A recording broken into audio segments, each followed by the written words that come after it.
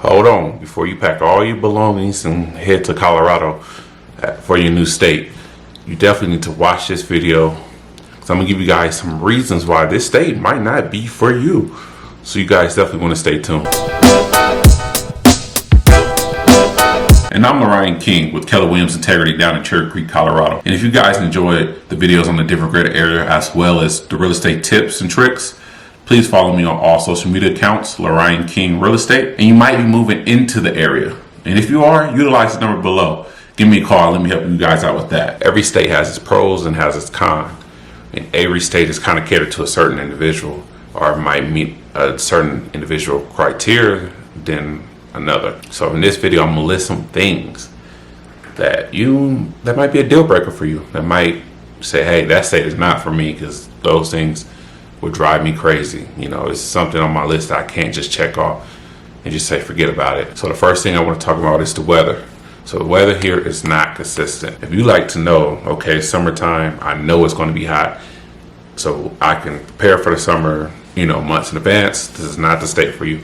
If you know, okay, it's the winter time, I'm gonna prepare for the winter months in advance, and I know it's gonna be cold. This is not the state for you. The weather here in Colorado is super unpredictable. Just yesterday, it was hot. It was, I want to say it was like 80. It wasn't too bad, but it was like 80s, but it rained as well. So you'll get the rain during the summer. To me, it seemed like it rains more in the summer. To me, that's kind of hard to predict. It's like, how do I prepare for the rain, but as well prepare for the heat? You get up to 90 degrees. You don't see too much of 100, but you get late 90s. Usually around 80, 90, whatever. So it's hot. The sun's out. You feel it, but it's like I also gotta prepare for the rain. So I can't really bring a jacket. I gotta bring a jacket, but I can't really wear the jacket. So if I get caught in the wrong position where I'm out and left the jacket in the car, what do? I gotta go back and go back to the car, grab my hoodie. So it's one of those things where it's very hard to be prepared for. You kind of got to have everything. Every time I have someone come down and visit, and they always say, "Oh, what's the weather? How should I prepare? What should I bring?" I say, bring everything. Bring short sleeve, long sleeve, bring a hoodie, bring shorts, bring pants, bring joggers, sweats, whatever, leggings, all of it. Just prepare for anything, because I can tell you it's 80, 90 degrees right now, but next week it might snow out of nowhere, or it might just rain a lot. So that's something where you can't really prepare for the weather out here in Colorado. So if you want to move to a place where you constantly know what the weather's going to be, you love to be prepared for the weather. You don't want to have to worry about midday, like, dang, did I bring that sweater? Colorado might not be the place for you, because it's going to change. So the weather is going to change no matter what season we are in. During the summer, we have thunderstorms as well. There's been plenty of days, plenty of nights during this summer, this year, where it just rained. I mean, rained hard, hailed, all kind of stuff. The one item that get affected the most by this weather change is your patio furniture. There's plenty of times we just left the patio furniture outside and just get soaked, because it's the middle of summer. All of a sudden it's raining. We didn't expect it to rain, or we left and went out of town or something and it started raining. It's like, wow, it was just 80 earlier this day, 90 earlier this day. So it's like, I didn't expect it to rain, so I didn't think to bring in the patio furniture. So during the summer, when you think, okay, your patio furniture will be dry and safe, it's actually probably one of the worst times, because you're not prepared to bring it in. So I definitely feel sorry for all the patio furniture that's here in Colorado. So when it comes to Colorado, I feel there's so many more pros than there are cons. Great economy, great job market. It offers great things. So you have a lot of individuals, a lot of out-of-staters that's moving into Colorado, definitely moving in the Denver area. When you get a great movement of people, eventually that's going to hike up the prices. So the cost of living in Colorado is definitely getting expensive, definitely in the Denver greater area. Like I mentioned in all my videos, it also depends on where you're coming from and what state you're comparing it to. Texas, is very expensive compared to Texas. Compared to California, it's more reasonable. I've done plenty of videos kind of breaking down of the cost of living for certain cities. So definitely go to my channel and check those videos out to get more specific numbers. But kind of give you a rough estimate. If you're looking for a 1-bedroom, you can pay upward to $2,000 a month for a 1-bedroom apartment. But that's depending on where you at. You can find one cheap for around $1,000. So that's kind of one of the great things about Denver. You got to know your area. So one of the great things is you do have that range of affordability. So if you want to live in a certain area that's more expensive, you can do that, or you can find a place that's more affordable. But as a whole, everything is going up. So if you're looking at Colorado and at this moment you don't have a job or you want to afford a certain amount, it might be out of your budget. So keep that in mind. Look around, look in different cities and see what the rents are going for. See what the cost of living is. Do your research, because you definitely want to know before moving out here. Like I said, it's a pro that there's so many different areas, but it's also a con because you might be looking at an area, then the area right next to it might be more expensive. You might end up going into another area thinking just because they're close, it's the same price range, which is not true. I can give you Aurora and Parker, for example. You go to Aurora, it might be a little bit cheaper than Parker. Parker is more expensive, but they're right next to each other. One of the things I have mentioned in prior videos is that utilities do cost a little bit lower out here than you would kind of consider or think. Gas prices are usually reasonable as well. With the state having so many pros, it's kind of creating its own little con. Everybody want to visit here, move here. And honestly, you kind of seen that trend too when marijuana was legalized. A lot of people decided, hey, let's jump on the Colorado bandwagon. Let's get to this state. It's a great state. I love it here. I love seeing new people move here. I love seeing out-of-staters move in, bringing their culture. That's one thing I will talk about. Colorado lacks culture. So as more people move in, I feel like the culture will, get bigger and broaden. So before getting off this topic, this con, this thing that you should consider, honestly, depends on what state you're coming from. If you come from a state that's more expensive, you don't have to worry about this. This is probably more on a pro category for you. But if you're coming from a state that's less expensive, then this is definitely in that con category. But if you look at the last 10 years or so, you'll definitely see Colorado's getting more expensive as more people are flooding into this great state. So let's talk about the drivers. So if you drive a lot, if you drive for work, so you're on the road, quite often. And if bad drivers is something you do not like dealing with, slow drivers is something you do not like dealing with, you definitely want to reconsider Colorado as the next state you want to move to. Colorado drivers is ranked the 6th worst place to drive in amongst all the states. Everybody got their own theory of why. Me personally, if you want me to tell you my reason why, I think it's because they drive slow. They drive super, super slow. So you got people that might be driving at speed limit or a little bit above speed limit, and then you got people that's driving at speed limit to below the speed limit. So for example, 65 is kind of like the common speed limit you'll see on the highways out here.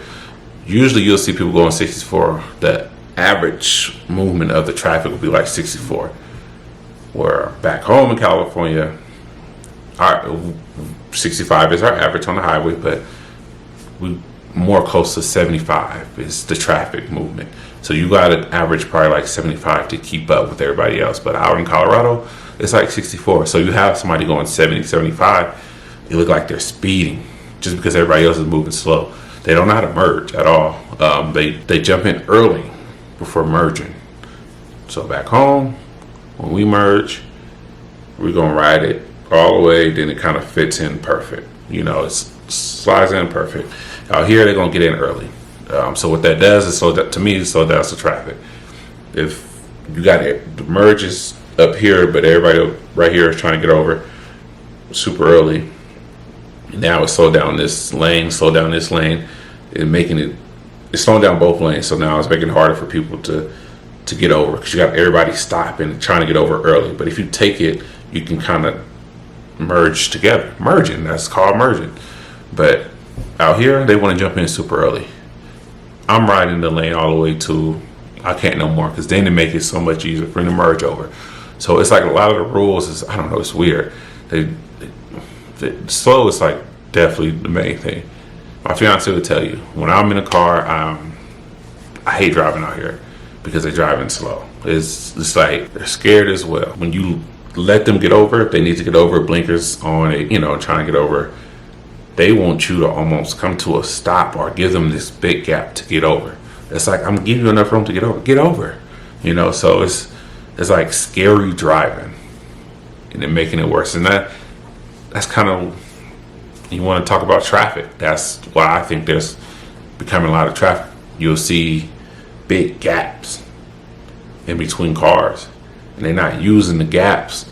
They're not using that space to, so it's all this traffic being created that you'll look up and you'll see, okay, why is there traffic? People got room to go, go. When you have slow cars in the fast lane, it's slowing down everybody. So if you're going the same speed as the lane next to you and you're in the fast lane, it's going to slow everybody down. It's going to make everybody stuck behind you. But if you're not able to keep up with that same speed, get over. Just get over. Let the other people that's trying to go. Now it create a better flow of traffic. So I'll definitely say the driving here is horrible. There's a state of horrible drivers. And in my opinion, it's because they're just slow. And then they don't really know how to drive. Some people might say, I read somewhere where, it's one of the places where you see a lot of speeding tickets. But I think that got to do with people driving slow on the average, making it make other people that's driving a little bit faster stand out. Like I said, if everybody going 64 and one person going 70, 75, it now makes it look like I'm going 90 miles per hour because you're driving slow and I'm driving a little bit faster. There's been plenty of times when I'm on the highway and I'm like, whoa, I'm speeding. Now let me slow down. I look down. I'm only going to 70, 75. And I'm like, since everybody else going so slow, it makes me feel like I'm just zooming by. And one of the battles you always see in Colorado, I tell people all the time, is it's the out-of-staters versus the natives. With the migration of people moving into the state, I think you got so many different driving styles. So the people that's natives usually drive, used to drive slow. The people that's from out of state might be used to driving fast. So that's, that could be a problem as well. It's two different styles of driving because you got so many different people coming in from so many different areas and states. So the natives are used to driving slow. People from out of state used to driving fast, and it's not meshing well. Colorado drivers are already scary drivers. They drive very scary. So when you have someone maybe more aggressive than someone that's more timid, it's not going to mesh well. It's not going to create a good outcome. Say the bad driving starts from the natives kind of driving slow, then it also is affected by out-of-staters driving how they're used to. It's just too much going on. It's not enough road for slow drivers and fast drivers. We got to kind of put it together, figure out what we're going to do. Is this going to be a say where we just drive slow or just stay when we drive fast? One thing I do got to mention is the roads. You do come across potholes, a lot of potholes, depending on the area. Certain areas will fill their potholes really quick and get the roads taken care of. But depending on what area of Colorado you are located in, the roads might not be fixed as quick. You got to take in mind the weather. The weather's going to deteriorate the roads as well. So you do have some roads issues that play a part into the bad driving as well. You kind of got to know where the potholes are at. You might be thrown off by one. So definitely keep that in mind while driving out here. Keep your eyes on the road, pay attention, see what's ahead of you. With Colorado being such an amazing state and a lot of people moving into the area and having a great economy, great job market, there's more people now, it's more competition, so it's creating a tighter job market. There's many people moving into Colorado for these great job opportunities, so it's kind of taken away from some other people. It might be taken away from the natives, it might be taken away from people that's planning to move a year later. So it's creating a little bit more competition. It's not as easy as maybe years prior. It's a great economy, great job market. And that's very important, in individual life. It's the money, the stability, a place where you can raise a great family. That's a pro for employers. Is now having great candidates or more of a pool of candidates to choose from, better competition, bringing the best out of people. So as an employer, that's amazing. But as an employee, it's getting kind of tight. It's great to see the wave of people move into the state, but it's also, if you're not stable and already have a job, it can't take away from that. But you got to do what's best for you. Got to figure it out. You can't let nobody just take your job. You know, there are many job opportunities, so you just got to go and find one that fit for you. But the job market is getting tight just because the new wave of people that is moving into this great state. But you got to keep in mind as well, as more people move in, it might create more jobs as well. More companies might say, hey, there's a great candidate of people in this state, let's move here. Or you got people that's creating their own companies. You know, small business might explode into a large corporation. You know, now you're employing multiple people. So this one can be a pro and a con, you know, but if you looking for a great job market, this state definitely has a great economy. But as time go, more people moving in, definitely expect it to be more of a competition and a tight job market as time flows through. Okay, so now we're going to discuss one of my main things, and I think can be a big thing for a lot of individuals, and them making a move or not making a move to a certain state or area. And if you watch plenty of my videos, you know, I always say this, one of the biggest cons of Colorado is the lack of food culture. Colorado as a whole lack culture. It's not as diverse, so you don't have a great deal of different cultures. But this is why I think other out-of-staters moving into the state plays a great deal, or it can be a great benefit, because now I'm bringing in different culture, different foods, different way of living.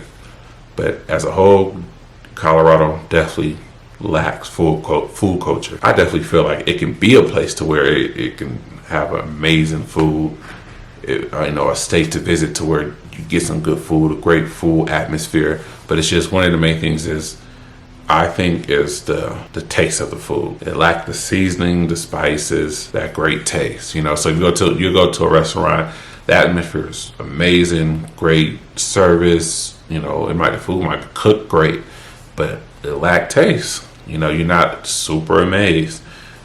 So if it's like, it's a great place to come, but it's like, for food wise, it's not really all that. So that's something you got to keep in mind as well. It's like, you'll get to a place where you want to give it 5 stars, but it's like, you got to think again, when you rating a restaurant, it's about food, the actual taste of the food. And it might be a 3 out of 5 on that. So, you know, like I say, one of the biggest things is the natives versus out-of-staters. If you join any Facebook groups that deals with food that's in a different area or Colorado, one of the things you will see is a lot of out-of-staters kind of bashing the food that's located here in Colorado. Truthfully, the food is not that great. If you're raised in this area in Colorado, you might be used to it and this is all you know. But if you're from out of state, you're used to a whole different palate. You know, you're used to a whole different type of culture or variety of food. So when you come here, it's limited or it's not up to par, and you're gonna voice that opinion. As a native, you're gonna protect your home, and you know, you're gonna say, no, we do got great food. Sometimes your best bet is going to your normal food chain places. You know, your Chipotle's, your Subways, your McDonald's, your Taco Bell's, just because they don't have that food that just pop.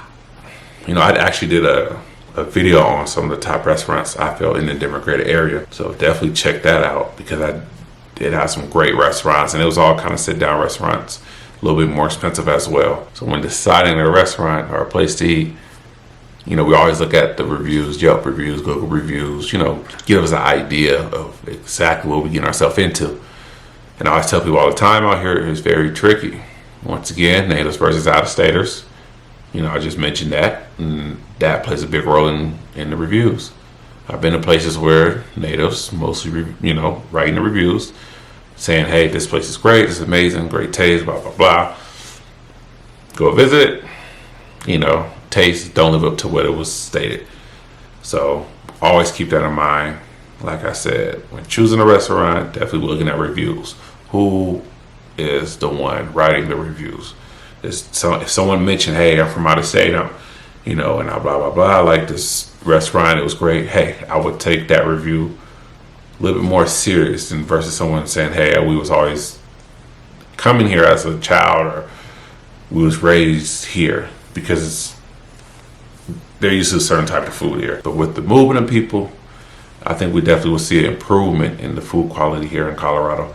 Like I said, it does have a great potential of being of having a great food scene, because the atmospheres are amazing, but it's just the food got to live up to the hype as well as the atmosphere. You know, you go to eat for the taste more than the actual atmosphere. So hopefully in a couple of years, I'll be able to scratch this off one of my cons for the state of Colorado, and then the food culture will be so much better, more improved, and great quality. I mentioned earlier that the weather is something that you got to keep in mind when moving here.